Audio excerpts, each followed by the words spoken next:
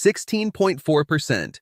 That is current COMEX silver coverage, 16 ounces backing 100 paper ounces. That ratio does not stay stable under stress. OG John AG here. Drop OG John AG in the comments if you are here paying attention and actually learning. Now, geopolitical tension rises and silver structure tightens simultaneously. Let's get straight into it. Lead story today. COMEX silver registered inventory coverage sits at 16.4%. That number comes from COMEX warehouse stock reports. Open interest remains elevated against that shrinking base. Effective for May 2026 trading session. This follows months of declining registered inventories across exchanges. The unusual detail is simultaneous geopolitical escalation in Hormuz. The timing is what deserves scrutiny, not the event itself.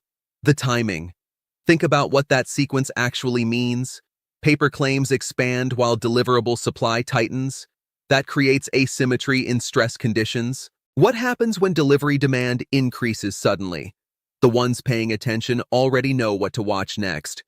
Before we go further, if this kind of data-first analysis is what you have been looking for, hit the like button right now.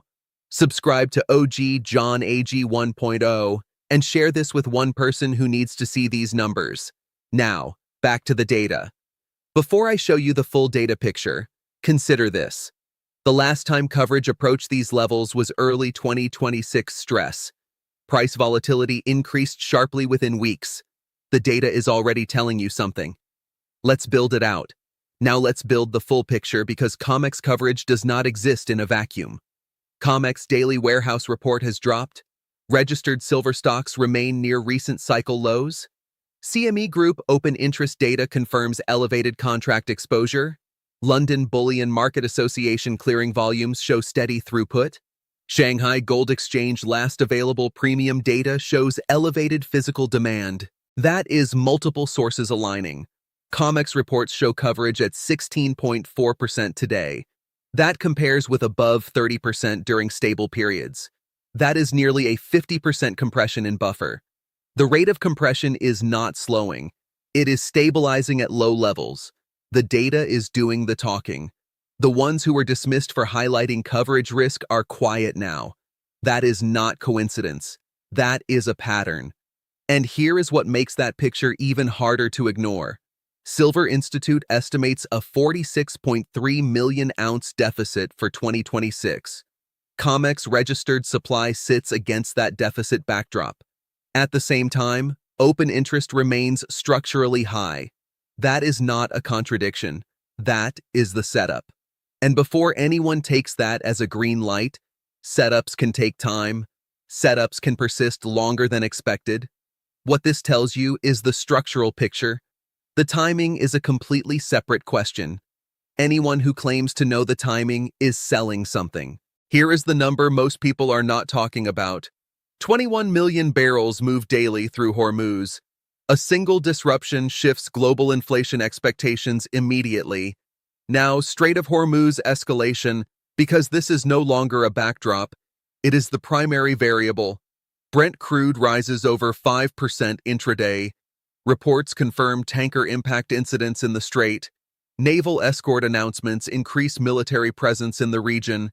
That adds costs to global shipping flows. Higher oil raises input costs across industrial chains. Markets are still pricing controlled escalation scenarios. Look at oil volatility and tell me that probability.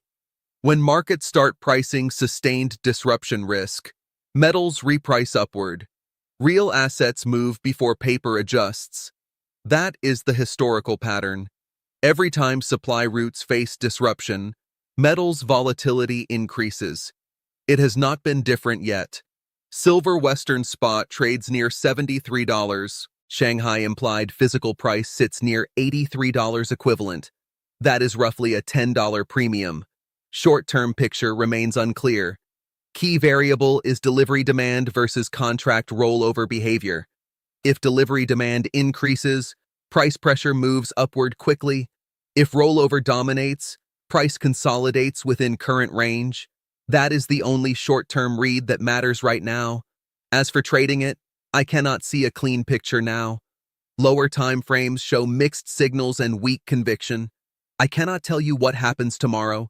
Nobody can. If you think you know, good for you. Current environment shows structural stress but unclear timing. Sidelines is not weakness in this environment. It is the only edge there is. I have called this market both directions. I will call it again when I see clarity. Right now, I do not see it clearly. The tape decides, not me. Here is the honest truth. Both sides of this trade have a real case, and the one you ignore will cost you. So let's run both. The bear case is real. Real yields remain elevated near recent highs. Dollar index stabilizes near 98 range. Oil-driven inflation delays central bank easing cycles. The bull case is equally real. COMEX coverage sits at 16.4%, indicating thin buffer. Shanghai premium shows strong physical demand signal. Silver Institute confirms structural supply deficit for 6th year. Size correctly. Know what you are in before entry. The physical market already knows where this is going. The paper market is still arguing. That argument does not last forever. Everything shown today points to structural pressure building. The only question is when paper adjusts to physical reality. Don't take my word for it. Verify every number I gave you today. Check the data yourself. CME Group, COMEX warehouse stocks, Silver Institute reports, logic over hype. Always. If this analysis added value, like this video right now. Subscribe to OG John AG 1.0 so you never miss data. Share this with one person who needs these numbers. The ones running the OG John AG 1.0 playbook do not wait. They move before consensus forms. The ones who verify do not argue about it.